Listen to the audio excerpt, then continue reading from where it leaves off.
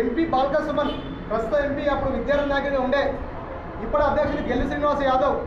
మీ అందరం కూడా ఆస్తుల పొడి పోయి మన కేసీఆర్ అరెస్ట్ చేసి రాగానే అప్పుడు టిఫిన్ చేస్తాం 8:30 అవుతుంది అంతే టిఫిన్ పక్కా పడేసి బయలుదేరాం ఎన్సీసీ గేట్ వైపు అంటే అసెంబ్లీ వరకు వెళ్ళాలి అప్పుడు పోలీస్ ఫోర్స్ మా పైన అటాక్ చేసింది బాల్క సుమన్ ఒక్కరి మీద 28 లాఠీచారు మీరు యూట్యూబ్లో చూడండి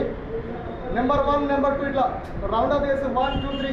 28 సార్లు దాడి చేసి అంటే 25 దెబ్బలు తిన్నట్టు తెలంగాణలో బాల్క సుమన్ 200 క్రికెట్ మ్యాచ్లో హర్ప్రీత్ కౌర్ నిన్న 175 కొడుతున్నాయి 175 కొట్టింది అండం సెంచరీ డబుల్ సెంచరీ అలాంటిది ఒక విద్యార్థిలో డబుల్ సెంచరీ కేసులు నమోదైనాయి ఇలా రాష్ట్ర అధ్యక్షులు గెల్లి శ్రీనివాస్ యాదవ్ ఉండే ఆ అన్న మీద 176 కేసులు నా పైన 76 కేసులు మరి ఏం చేసినా మేము తప్పు చేసినాం మా తెలంగాణ మాకు కావాలన్నందుకు ఇంత నిరక్షంగా ఆనాటి పాలకులు చేసింది ఇన్ని పోరాటాలు అమరుల ఆత్మ బలిదానమే తెలంగాణ రాష్ట్రం మరి అమరుల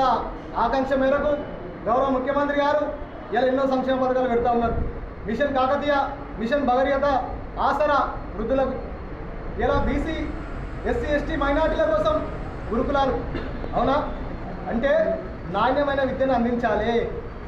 విద్య అనేది ఉపాధి కొరకు ఉండాలి ఇలా డిగ్రీలు పీజీలు పిహెచ్డీ చేసినా ఎలాంటి అవకాశాలు లేవు అయోమయంలో యువత అయోమయంలో పీజీ విద్యార్థులు ఎందుకు అవకాశం లేక మరి దీనికి ఎవరు కారకులు ఆనాడు సీమాంధ్ర పాలకులే 60 సంవత్సరాలు పరిపాలించిన సీమాంధ్ర పాలకులే ఈ యొక్క మన బాధకు కారకులు ఇది గమనించిన కేసీఆర్ గారు కేవలం 3 ఏళ్ల పసిప్రాయంలో ఎన్నో సంక్షేమ పథకాలు ఇలా దేశంలో చూసుకుంటే డిజిటల్ తెలంగాణలో నెంబర్ 1 ఎవరు తెలంగాణ మేక్ ఇన్ ఇండియా అంటే వసూలు తయారైన బై ఎవరు తెలంగాణ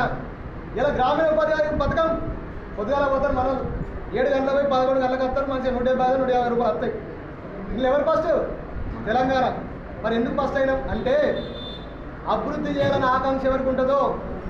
అది చేయబట్టి ఇలా ముందున్నాం గౌరవ ముఖ్యమంత్రి గారు ఇన్ని పెడుతున్నారు కాబట్టి ఇలా కాంగ్రెస్ పార్టీ ఏం చేసింది కొన్ని పార్టీలు ఏదంతా కుట్రపై మొత్తం తింటారు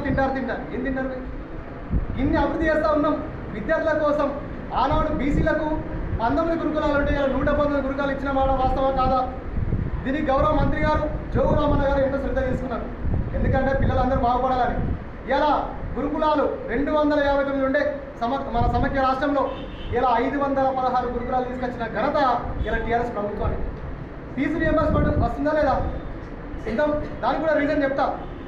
ఫీజు రియంబర్స్మెంట్ బాబు కొంచెం టీసీ అంటే ఫీజు రియంబర్స్మెంట్ బాబు మీరు వెళ్ళండి డబ్బులు కట్టండి ఖచ్చితంగా తీసుకోండి మీ అకౌంట్ మీకే ఇస్తాం అన్నారా కొన్ని కాలేజీలు అంటారు ఎందుకంటే పాత పెండింగ్ బకాయిలు ఉన్నాయి చిన్న సీమాంధ్ర పాలకులు ఉంచిన బకాయిలే ఇంకా బాగా